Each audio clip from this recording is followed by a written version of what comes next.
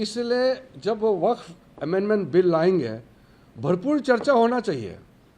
इसलिए तो जेपीसी बना करके इस बिल को रेफर किया गया है।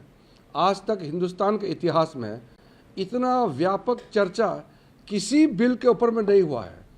आज तक का इतिहास में जितना जॉइंट पार्लियामेंट्री कमेटी बनी है, किसी भी सब्जेक्ट पर इतना बारीकी से व्यापक चर्चा नहीं हुई। 97 लाख से भी ज़्यादा मेमोरेंडम्स, रिक्वेस्ट, सजेशंस रिसीव किया है। तो इससे ज़्यादा वाइडर कंसल्टेशन और क्या हो सकता है। और तब जा कर के वक्फ अमेंडमेंट बिल को फिर से हम पार्लियामेंट में लेके आ रहे हैं। तो इसमें पूरा तरीके से रूल के मुताबिक प्रोसीड्योर को मेंटेन करते हुए संवैधानिक प्रक्रिया है, हम पूरा मेंटेन कर रहे हैं। तो जिसको जिस पार्टी का भी मत रखना है पार्लियामेंट में रखिए।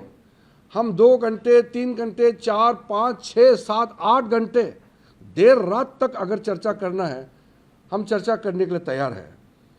हमने अपने तरीके में पार्लियामेंट्री मिनिस्टर की ओर से भी मैं कह रहा हूँ कि हमारे पार्लियामेंट के फोरम में, पार्लियामेंट के फ्लोर में नियम के तहत जो जितना बोल सकता है बोलने का पूरा आज़ादी है। इसलिए मैं अनुरोध करना चाहता हूँ, बाहर से हमने पूरा व्यूज़ ले लिया है, मेमोरेंडम्स, रिप्रेजेंटेशंस पूरा कलेक्ट कर लिया है। अब जब बिल पार्लियामेंट के अंदर चर्चा होगी तो पूरा इसको बारीकी से चर्चा होना चाहिए। एक एक प्रावधान, एक एक सेक्शन और उसमें जो क्लोज है, हम क्या क्या चेंजेस ला रहे हैं और क्या क्या पुराने को रख रहे हैं, इसका बारीकी से चर्चा होना चाहिए। और एक एक पॉइंट का हम जवाब देंगे, लेकिन चर्चा तो होना चाहिए। हंगामा से कुछ नहीं होता है। इसलिए मुझे ये पिछले 2-3 दिनों में जो देखने को मिला, इससे बिल्कुल अच्छा नहीं लगा। पूरा झूठ बात फैला करके कई कई जगह में लाउड स्पीकर लगा के पूरा ब्रॉडकास्ट कर रहे हैं कि मुसलमानों का ज़मीन छीनने जा रहा है, मस्जिद छीनने जा रहा है, कब्रिस्तान छीनने जा रहा है। ऐसे क्यों झूठ बोलते हैं? वो जो बोलने वाला लोगों का चेहरा भी पहचानी है, क्योंकि CAA जब लाया था तब भी यही झूठे बातें इन्होंने किया था कि CAA लाएंगे तो मुसलमानों का अधिकार छिन जाएंगे, नागरिकता छिन जाएंगे, मुसलमानों को देश से बाहर कर देंगे, ऐसा बोला है। अब CAA कानून लग गया, साल भर हो गया, किसी एक मुसलमान का कोई अधिकार छीन लिया गया है? किसी का नागरिकता छीना है क्या? इतना ब्लैक एंड वाइट झूठ बोलने का कोई मतलब नहीं है। इसलिए मैं फिर से हाथ जोड़ करके सबको कहता हूं कि आप अगर बिल का विरोध करना है तो तर्क रख करके आप विरोध कीजिए। कौन सा प्रावधान को आप विरोध करते हैं बताइए, और ये भी बताइए कि गैर संवैधानिक कैसे है वो भी बताइए। ऐसे झूठ बात फैलाने से तो होगा नहीं।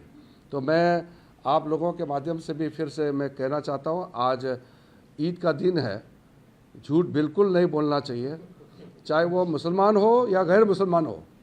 हाँ, सच बात है, ईद का दिन में दिल से बात निकलना चाहिए, झूठ बात बिल्कुल नहीं बोलना चाहिए।